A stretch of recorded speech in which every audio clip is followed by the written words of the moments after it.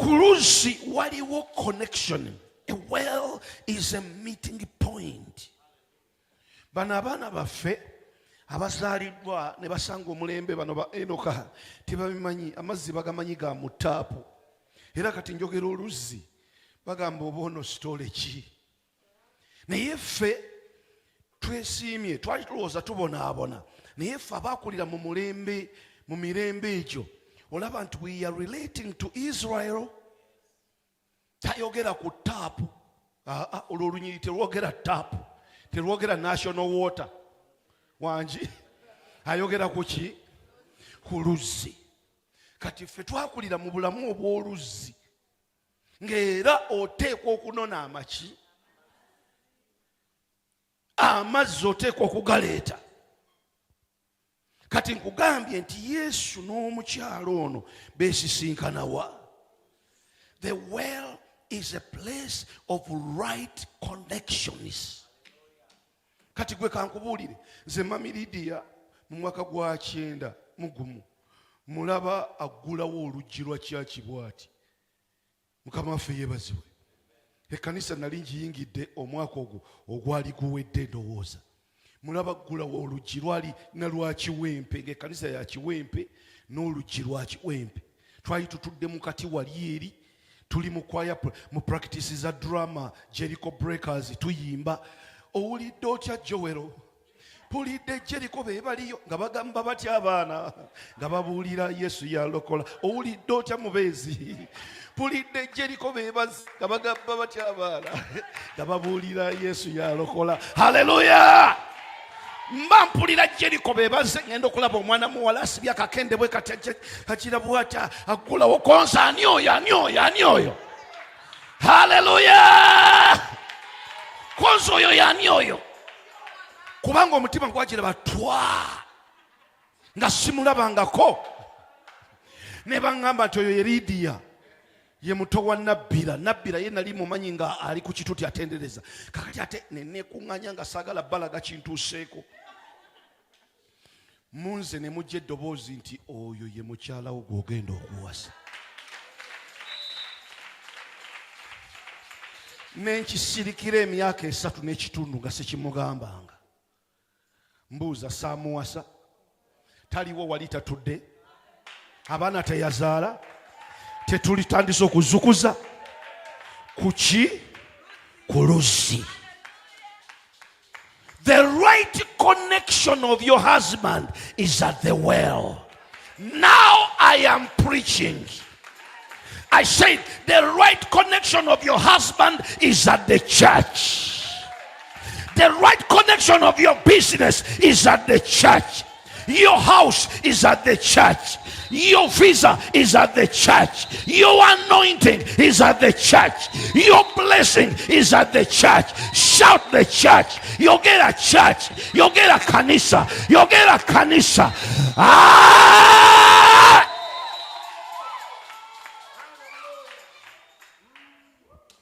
Kati muwulire.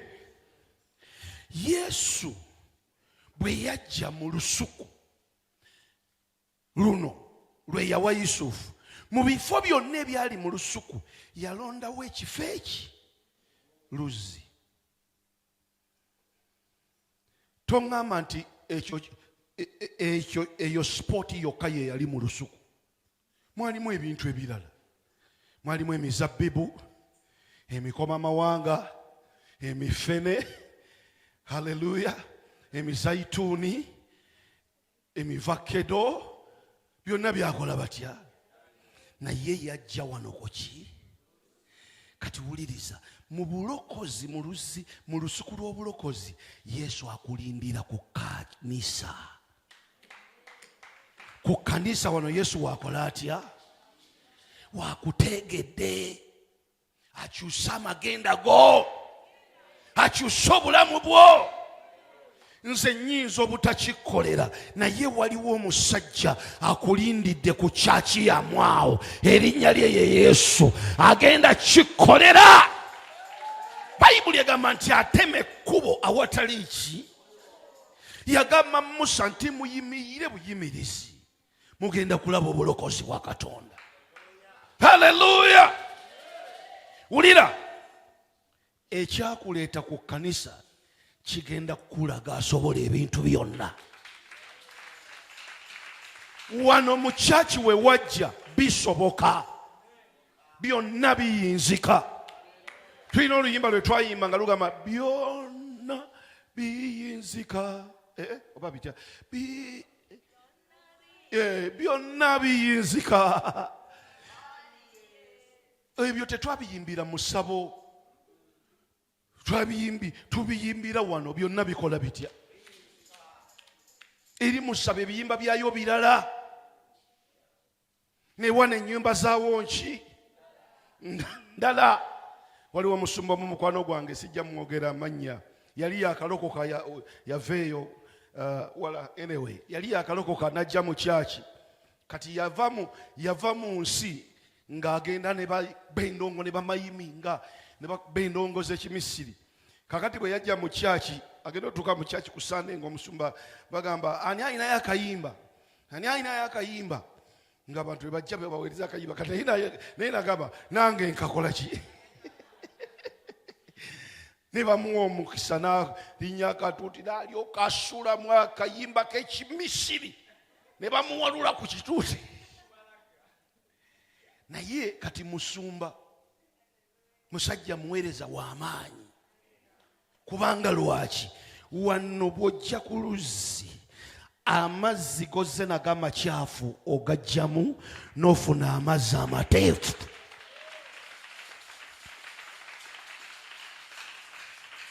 Omukazi Yesu yamulindira ku luzzi, ne balyoka bakuba emboozi n'egwa amakerenda, naye nga erimu engeri y'okusika omuguwa, naye nga tebalina any interruption.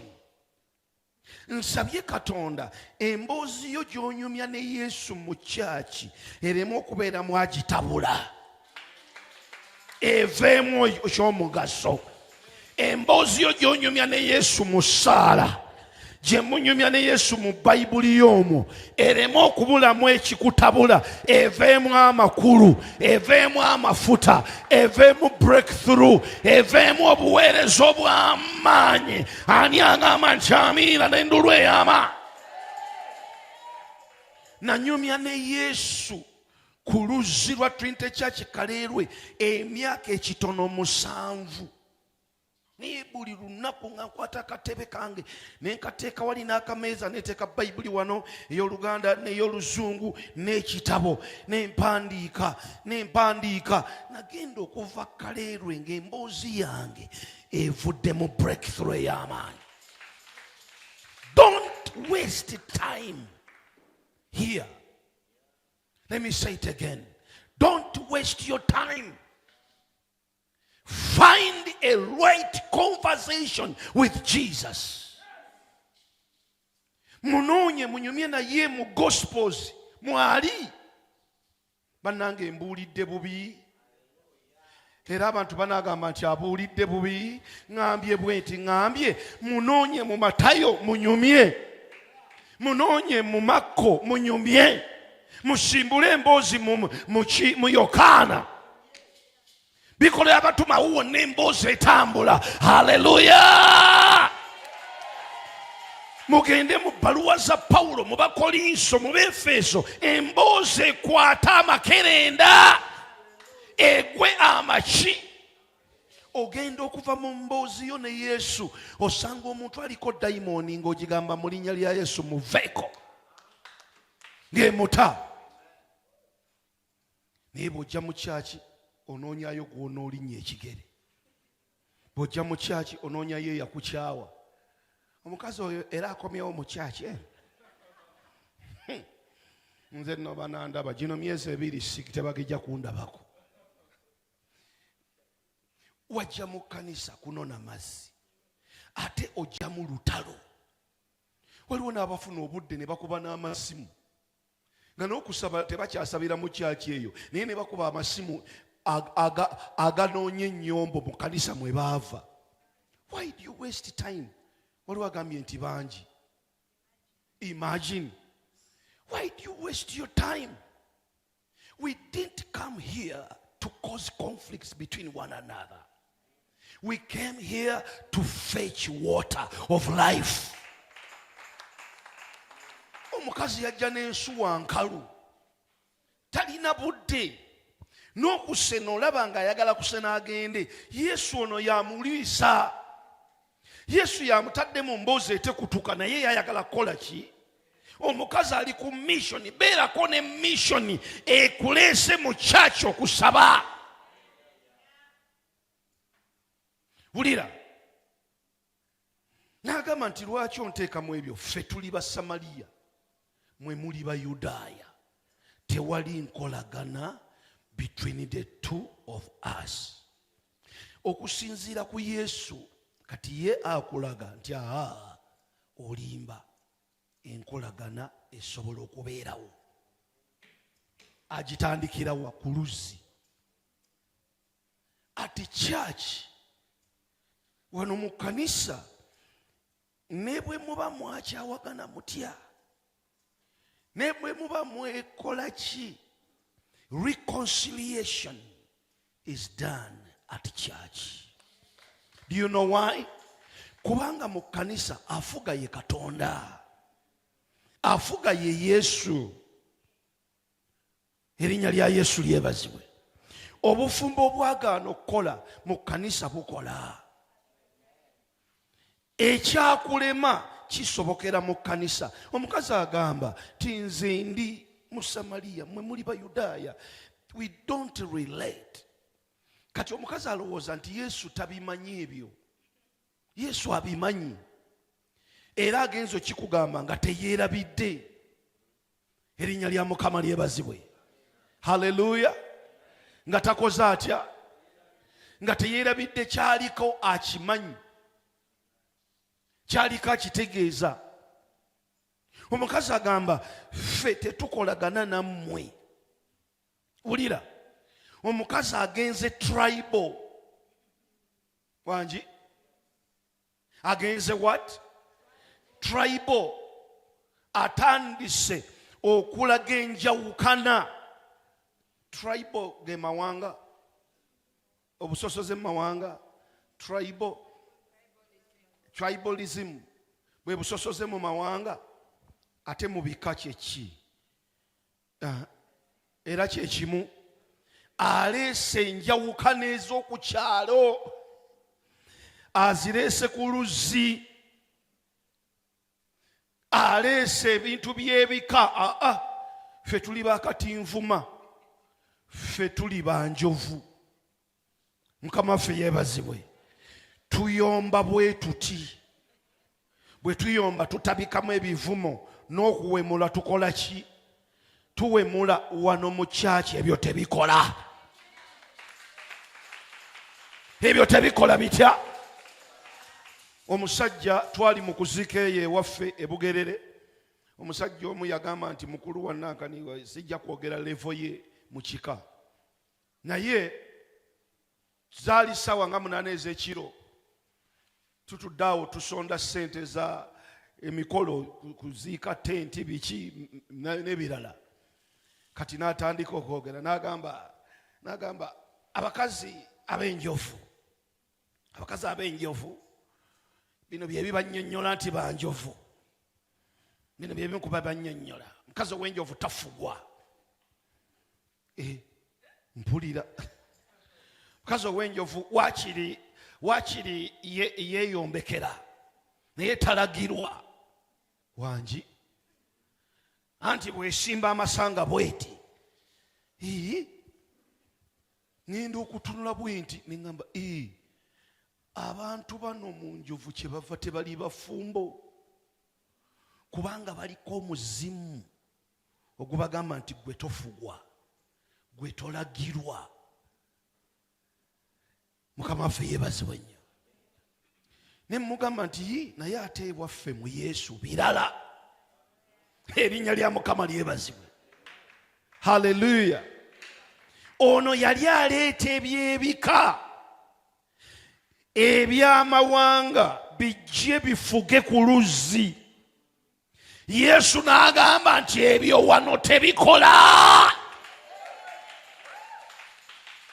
kyova olaba wano mu kyaki omuganda ajja n'asaba, omunyankola ajja, omululu n'ajja, omunyarwanda ajja, omulundi ajja, haleluya, omudaama n'ajja, omukyapadoolo awo, ffenna tuli kimu mu Kristo. Bayibuli agamba tewali Muyudaaya, tewali Muyonaani, tewali musajja, tewali mukazi, ffenna twagulibwa n'omusaayi gwa Yesu, ffenna tujjula omwoyo omu, ffenna tubatizibwa ku kubatizibwa kumu. Haleluya! Yesu n'akikubira mu prophetic anointing. Omukazi yali alemeddeko, naye nina byenjagala tuyige ku mukazi ono nga mmaliriza, ebirala tunaabisanga mu service eddako. Omukazi agamba lumpe. Yesu n'addamu n'amugamba nti singa obadde omanyi ekirabo kya Katonda n'oyo akugamba nti mpa nnywe bw'ali, gwe wandimusabye naye yandikuwadde amazzi amalamu. Mukubireko Yesu engalo ez'amaanyi. Yesu agamba mukazi nti singa obadde omanyi akusaba amazzi. Wano mu kanisa Yesu alwanagana n'obutamanya bwaffe. Tujja tetumanyi bintu, tujja tetumanyi ekisa kyeki, okusaba kyeki, grace kwegamba tetumanyi kukkiriza kyeki, amafuta kyeki, kwegamba tubeera so green. Osanga omusajja wa myaka 5 n'alokoka n'ajja mu kyaki nga baby awedde emirimu, sibalimba nga talina kyamanyi, n'akubuuza ebintu ng'owulira bya kibebi, naye bw'alwawo ku luzzaawo n'abeera ku luzzaawo, ogenda okumulaba oluvannyuma lw'ekiseera nga yayogera eby'amagezi eby'omwoyo, nga yavunulira abantu abalala ebirooto byabwe. Singa obadde omanyi akusaba amazzi. Ono Yesu singa bwe tujja mu kkanisa tumutegeerera ddala amaanyi ge ne byasobola okukola, tetusobola kuddayo ne tuwonjawonja, tetusobola kuddayo mu ddiini. Wulira, toyinza kuzuula Yesu ku luzzi n'osigala ng'olina entalabuusi, n'osigala ng'olina bagiyita batya sapuli. Tekisoboka. N'osigala ng'onyiga sapuli ebeerako mpoza amapeesa, n'ogamba nti osaba Yesu ate nga bw'osaba ne Mariya. Tekisoboka, tekisobokera ddala, tekisoboka. Bw'ozuula Yesu obeera nga Andulu ne Firipo, bagamba nti tumuzudde oyo Yesu ow'e Nazaaleesi eyawandiikibwako Musa ne bannabbi. Haleluya! Tosobola kugamba nti ate ogenda mu kyaki ate nga bw'ogenda ne muzikiti, ogenda mu kyaki ate nga bw'ogenda ne mu kereziya, mu kanisa. You can't mix. Natutte ku mwami omujuzi nga ngenda ezirobwe, nangamba omanyi nze musumba, nze omanyi musumba, nze olaba nze ndi mukatoliki, naye nze obudde bwe butuuka obw'okusaba bwe mba ngenda nga ngenda mu kyaki yaffe, mu kereziya yaffe, bwe ndabanga obudde buyise, bwe ndaba abalokole nga basaba nga nkola ki? bwe ndaba nga abakyaki mu Uganda be basaba nga nyingira, kakatamanyi yali nekyeyakkiriza takimanyi, nekyagoberera takikola ki? Takimanyi. Kubanga kakati obadde ogenda mu bakatoliki, eri message samoni eva Vatikaani yegenda okubuulirwa mu nsi yonna ku lunaku olwo. Ate kati ogenze mu St. Andrews mu ba Anglikani, kakati ate bo bali ku programu ndala. Kati gw'oli luddawa? Bw'ozuula Yesu osigala ogamba naayitanga naawe, naatambulanga naawe. Haleluya! Ate naye baayita abagamba mungoberere, ndibafuula abavubi b'abantu. Amina na haleluya y'amaanyi. namusisinkana nina emyaka 12 nakati nkyagoberera wakijja wenkiteeka bwenzukuka neŋŋamba nti osaanidde mutuutu neŋŋamba nti olokola owonya akawungezi neŋŋamba nti oli ludda wa Yesu mba ŋŋenda okwebaka neŋŋamba nti haleluya weebale gwe akuuma ebyange weebale gwe ampadde obulamu.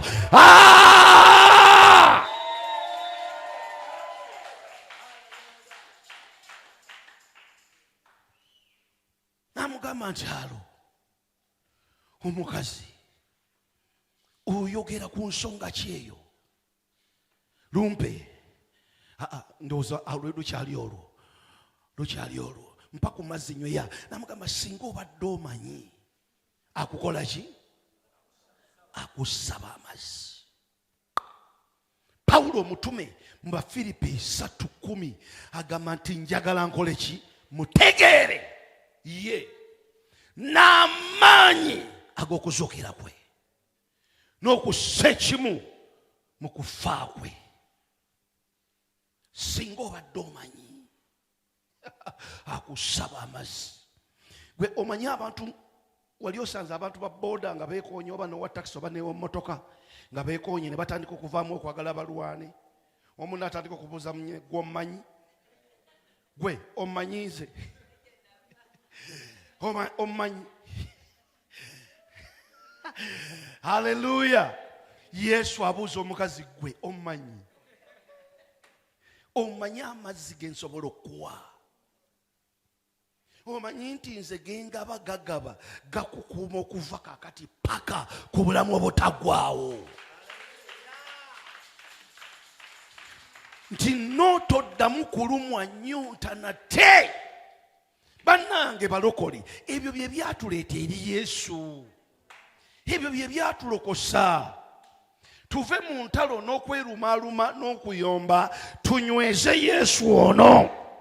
Bebulaniya 12 olusooka agamba titweyambule byonna ebizitowa webale nnyo ttendo ebyegatta naffe ebibi ebyegatta naffe tubyeyambule tulyoke tudduke embiro eziteekeddwa mu maaso gaffe nga tutunuulira ani? Nga tutunuulira Kristo eyatandika okukkiriza kwaffe era omukomekereza waakwo. Agamba omanyi kwe omanyi singa obadde omanyi akussa amazzi. Omanyi nti yagamba Abafalisaayo n'abawandiisi nti bakulu bino bye mbagamba ne Ibulayimu yabyegomba naye teyabifuna, naye mmwe mulina omukisa nti mubiwulira. Gwe omuntu agamba nti asinga Ibulayimu omwetaaga, kati ate omukazi yalaga nti byalina bye byaki. Kati wuliriza, maliriza na kino ebisigadde tunaabiiza mu saaviisi eddako. Wuliriza, omwoyo yakisudde kino eno rema. Bw'ojja eri Yesu, bw'osisinkana Yesu, bw'akuteeka mu kyaki, suula by'ozze nabyo, ofune amazzi g'akuwa. Gano amazzi g'okaayanira si y'ensonga, alina amazzi amalala. Ani agamba nti amiina? Alina amazzi amalala. Bw'onooganywako obulamu obugenda fuuka ensonga. Abeewammwe bajja kulaba, bajja kwewuunya, bajja gamba yeye oba tulaba mulala. Ani agamba nti amiina n'aleluya y'amaanyi? T.L. Osborne omubuulizi w'enjiri yagenda okubeera ne Mukama emyaka egy'edda, ndowooza myaka gya mu 7 eyo. Yajja e India ng'omuminsani azze kubuulira njiri nga teri kyamagero n'ekimu kibeerawo. N'amala emyaka 5 ng'abonaabona ne Buyindi. N'atikka ya mukyala we Daisy ne baddayo mu Tulsa, Oklahoma mu Amerika. N'asaba Katonda n'agamba Yesu bw'otondabikira siddayo India. Olumu yali mu kisenge ng'asaba, mukyala we ng'ali mu ffumbiro. Mukyala we yamuleka mu kisenge, ye n'agenda mu ffumbiro. Musajja n'atandika okusaba n'agamba Yesu njagala kulaba. Aba yakatandika okusaba Yesu n'ayingira mu kisenge kya T.L. Osborne. n'amulabikira. Gamba nti n'amulabikira. Awandiika akatabo ng'agamba nti when you see Jesus, you can never be the same again. Wulira, mukazi we agenda okudda nga yali kyajja afulume bw'ati, agenda okudda ng'omusajja asisinkanye Omunnazaaleesi, ng'obwenyi bukyuse nga yenna atangalijja atemagana ati, n'amubuuza nti kiki ekikubaddeko, obadde ki? N'amugamba nti ndabye Yesu. N'amugamba nti ndabye Yesu. Let us repack our luggages and go back to India. Ani agamba nti hallelujah. Bw'omulaba ebyalema bisoboka, bw'omulaba ebyagana okukkiriza bikkiriza, bw'omulaba abaakugoba bakusembeza, bw'omulaba you go back to the same journey where you fell and you attained victory. Kubira Yesu engalo n'amina ey'amaanyi. N'agamba tupaakinga ebyaffe tuddeyo e India. Ne baddayo e India. Bwe baatuuka e India, Katonda n'atandika okutambuza abalema okuva ku olwo paka lwe baafa. Erinnya lya Mukama lyebazibwe. Mu Yokaana 5 olusooka waliwo omusajja ali ku kigango, ali awo amaze emyaka 38 abonaabonera mu mbeera y'emu. Yesu n'ajja ku kigango n'amubuuza, oyagala kubeera bulungi? N'amugamba, bwengezaako bansookayo, bwengezaako bansooka. Wulira, Yesu wajja abakusooka bajja kudda emabega. Yesu wajja abakusooka ogenda basooka. Kubanga bwengezaako ngwe mu kidiba nga oliwo asoose. N'amugamba, kyo si kiweetaaga, nze bwe ntuuka ekidiba si nsonga. Wulira, wulira, omukazi yajjanga n'asena amazzi ng'amazzi nsonga, nga buli lwajja n'agasena nsonga, addayo eka ne gakola. Ku luno Yesu bwe yajja nago n'agadibya, n'agamba gano gompaanira gano, singa obadde omanyi ayogera naawe wandimusabye gaalina. N'agamba omusajja eyali akozimbye nti situka, weetika ekitanda kyo, tambula ogende. Ndi wano kugamba olwaleero mu linnya lya Yesu w'e Nazaaleesi, situka, weetika ekitanda kyo, situka, weetika obulamu bwo, situka, weetika okukkiriza, weetika obuwanguzi, weetika omukisa, weetika amafuta, weetika essanyu, weetika emirembe, weetika obulokozi, weetika obutuukirivu, weetika obutukuvu, weetika obufumbo, weetika efamire, weetika poloti, weetika amayumba, weetika visa, weetika emmotoka, weetike otambule ogende.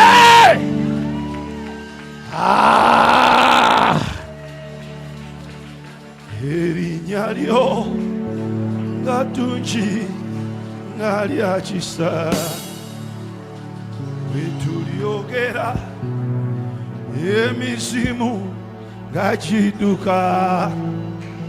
Ale ewunya erinnya ery'amaanyi.